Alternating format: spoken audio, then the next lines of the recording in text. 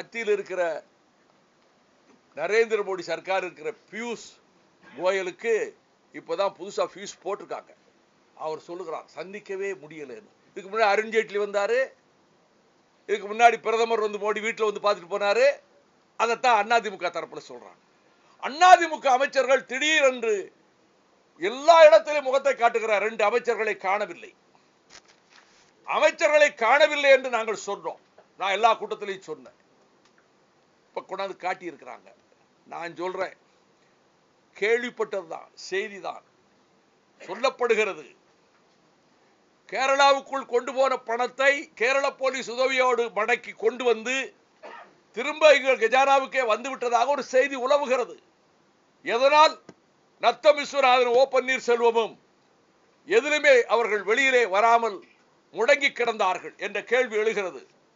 இப்ப நான் வந்து சொன்னதுக்கு ஒரு கண்டெய்னரும் 10 லாரியும் சிறிதா ஒரு பங்களாவில் தான் எலெக்ஷன் வேலை செய்யணுமா? ஏற்கனவே சின்ன வயசுலேயே காது குத்திருக்காங்க. இங்க எத்தனை அரசாங்கத்திற்கு அதிமுக வேண்டிய இடங்கள் எவ்வளவோ இருக்க, அங்கதான் போய் தேர்தல் வேலைக்கு சிறிதா ஒரு பங்களாவில் செய்யணுமா? என்ன காரணம்? தேர்தலில் ஓட்டுக்கு 1000 ரூபாய் கொடுத்தாங்க. கண்கூடா பிடிச்சு கொடுத்தோம் எங்க கிராமத்திலேயே இடைத்தேர்தலில்.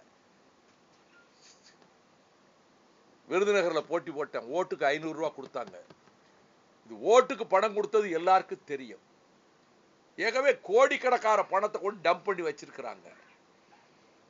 இவ்வளவு பணத்தை அவர்கள் கொடுத்து இத்தனை லட்சம் கோடியை கொள்ளையடிச்சிருக்கிறதுனால இந்த கண்டெய்னர் இப்ப அங்க போகுது.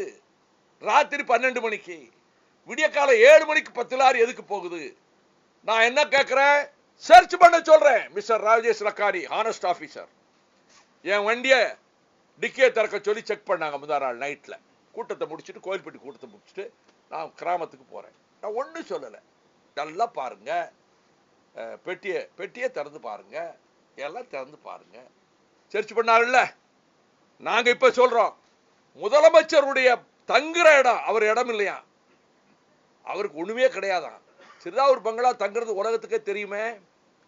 அந்த பங்களாவில் இவ்வளவு லாரி போயிருக்கேன் நாங்க கேட்க மாட்டோமா? ராஜேஷ் லக்காரி கார டிக்கிய திறந்து பார்த்தாங்களா? எவ்வளவு யோக்கியமான போலீஸ்.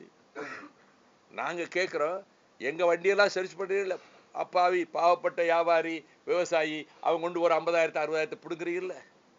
இவ்வளவு வண்டிகள் போயிருக்கு, நாங்க சந்தேகப்படுறோம், போயிருக்கதா உங்களுக்கு தகவல் கிடைச்சிருக்கு சொல்றாங்க, நீங்க போய் சர்ச் பண்ணுங்கன்னா வெறும் வதந்திகளுக்கெல்லாம் சர்ச் பண்ண முடியாது ராஜேஷ் லக்கானி சொல்லியிருக்காரு. ஒன்று, என் மீது ஜெயலலிதா அரசு வழக்கு போட்டிருக்கிறது. இந்திய தண்டனை சட்டம் 153A பிரிவு, இது பிணையில் வெளிவர முடியாது. எடுத்த உடனே 3 ஆண்டு கால தண்டனை கொடுக்கலாம். பிறகு 505(1)B, இதுவுமே ஒரு பொது அமைதிக்கு கேடு விளைவிக்கின்ற விதத்தில் நாங்கள் ஈடுபட்டதாக இந்த வழக்கு போடப்பட்டிருப்பதாக சற்று நேரத்துக்கு முன்பு நான் தொலைக்காட்சி ஊடகங்களில் பார்த்தேன். நான் முன்ஜாமீன்லாம் கேட்க மாட்டேன், அது வழக்கம் கிடையாது, எந்த காலத்திலும் கிடையாது. இதுவரை நான் முன்ஜாமீன் கேட்டதே கிடையாது. இந்த சூழலில் நான் வழக்கை பற்றி ஒன்றும் கவலைப்படவில்லை. நான் திமுகவை உடைத்து நொறுக்குவேன் என்று பேசியதாக ஒரு மாலை தவறாக போடவில்லை அவர்கள். அந்த செய்தி தவறு, அவர்களுக்கு உள்நோக்கம் இல்லை. அதை எழுதிய நிருபர் நான் சொன்ன உதாரணத்தை தவறாக புரிந்து கொண்டிருக்கிறார். அதனால் நான் கிளாரிஃபை பண்றேன். அப்துல் கலாம் அவர்களுடைய ஆங்கில கவிதையை மொழிபெயர்த்து சொன்னேன் பரமக்குடி பொதுக்கூட்டத்தில். என்னவென்றால், when you are an anvil, bear it. நீ பட்டறையாக இருக்கிற போது விழுகிற அடியெல்லாம் தாங்கிக்கொள். when you are a hammer, strike it. நீயே சமட்டியா மாறும் போது அடி. இது அப்துல் கலாம் சொன்னது என்று குறிப்பிட்டு விட்டு, நிறைய பொது வாழ்வில் நான் அடி வாங்கியிருக்கிறேன்னா பலவிதமான துரோகங்கள், தாக்குதல்கள், தோல்விகள், அந்த அடியெல்லாம் வாங்கி சகித்துக் கொண்டேன். இப்பொழுது நாம் முனைந்து நடவடிக்கை எடுக்க வேண்டிய நேரத்தில் அந்த கவிதை அப்துல் கலாம் சொன்னபடி நீ சமட்டியாக மாறுகிற போது அடித்து நொறுக்கு என்று சொன்னது திமுகவே அல்ல, என் பேச்சு ஒலிநாடா என்னிடம் இருக்கிறது.